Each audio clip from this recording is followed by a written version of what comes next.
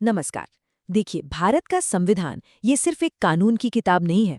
ये ना हर एक नागरिक से किया गया एक वादा है। एक ऐसा वादा जो आज़ादी और सम्मान से जीने की गारंटी देता है। तो आज हम इन्हीं वादों की, यानी हमारे फंडामेंटल राइट्स की गहराई में उतरने वाले हैं। तो सवाल बड़ा सीधा सा है कि एक आज़ाद और सम्मान वाली जिंदगी के लिए हमारा संविधान आखिर हमें देता क्या है? क्या गारंटीज है हमारे पास?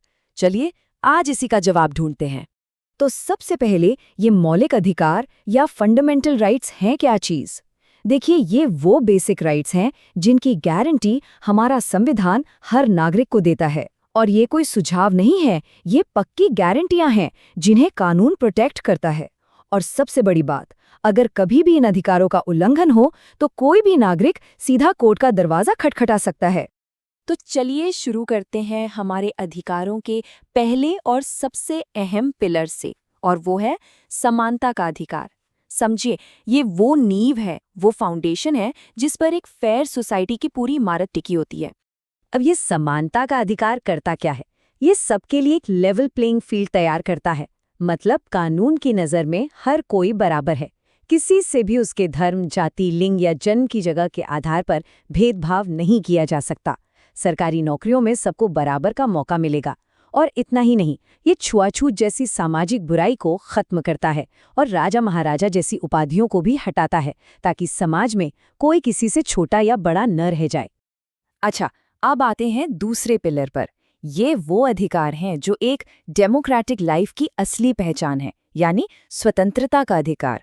ये हमें वो सारी आज़ादियां देता है जो एक इंसान के तौर पर हमें ग्रो करने के लिए चाहिए होती हैं। तो आर्टिकल 19 में ना 6 बहुत ही ज़रूरी आज़ादियां दी गई हैं, जैसे अपनी बात कहने की आज़ादी, शांति से इकट्ठा होने की, कोई भी एसोसिएशन या यूनियन बनाने की, पूरे भारत में कहीं भी आने जाने की, देश के किसी भी हिस्से में बसने की और अपनी मर्जी का कोई भी काम या बिजनेस करने की। ये सिर्फ राइट्स नहीं है, ये एक नागरिक के तौर पर हमारी आवाज़ है, हमारी पहचान है। लेकिन इन सारी आज़ादियों की जड़ में है आर्टिकल 21, जीवन और व्यक्तिगत स्वतंत्रता की सुरक्षा। और इसका मतलब सिर्फ जिंदा रहना या सांस लेना नहीं है, इसका मतलब है सम्मान के साथ जीना।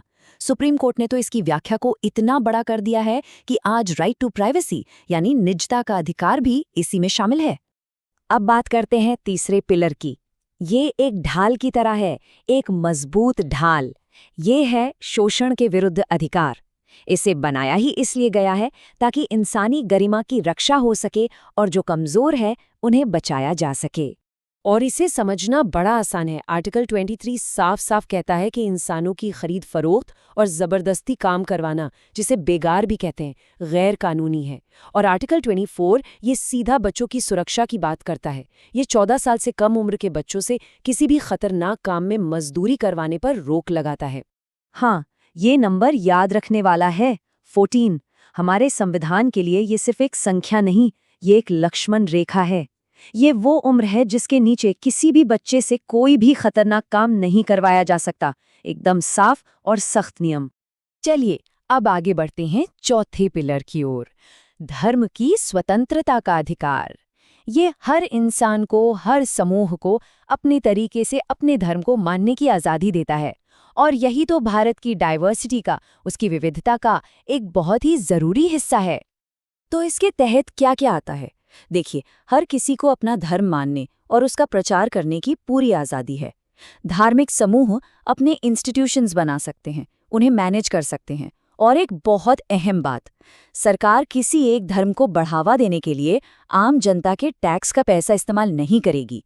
यही बात भारत को एक सच्चा सेक्युलर देश बनाती है, जहां स्टेट का यानी सरकार का अपना कोई धर्म नहीं होता। अब आते हैं पांचवें पिलर पर। ये भारत की जो अनोखी डाइवर्सिटी है ना, उसे बचाने का काम करता है। ये है सांस्कृतिक और शैक्षिक अधिकार, और ये खास तौर पर माइनॉरिटी कम्युनिटीज की पहचान को बचाने के लिए है। तो इसका मतलब क्या हुआ? इसका सीधा मतलब है कि भारत में जो भी अल्पसंख्यक समुदाय हैं, उन्हें अपनी भाषा, अपनी लिपि और अपनी संस्कृति को बचाने का पूरा हक है। इतना ही नहीं, वो अपनी पहचान को बनाए रखने के लिए अपने स्कूल कॉलेज भी खोल सकते हैं। ये अधिकार समझिए कि भारत के कल्चरल गुलदस्ते को हमेशा खिला हुआ रखता है। तो ठीक है, हमने समानता की बात की, आज़ादी की बात की और भी कई अधिकारों को समझा। लेकिन अब एक बहुत बड़ा सवाल दिमाग में आता है कि अगर मान लीजिए इनमें से किसी भी अधिकार को कोई छीनने की कोशिश करे, तो फिर क्या होगा?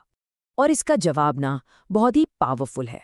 कोई भी नागरिक सीधा भारत के सुप्रीम कोर्ट जा सकता है, किसी निचली अदालत में नहीं, सीधा देश की सबसे बड़ी अदालत में।